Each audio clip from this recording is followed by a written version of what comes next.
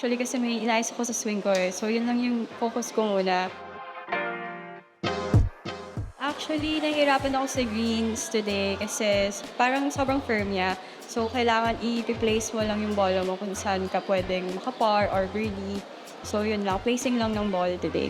Yung dalawang bogeys ko today, both missed green siya. So, yung isa from 8 feet and then yung isa from 10 feet. Tina-try ko lang talaga siya i-place sa fairways. And then, sabi ko sa second shot, green lang. And then, sabi ko lang tamang allowance and then yun pumasok. So, yung birdie pot na yun from 6 feet siya.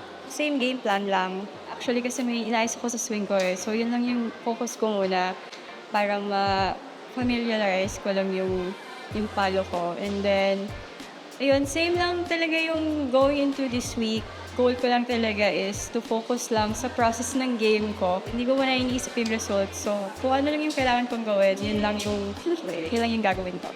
I'm happy with my game today.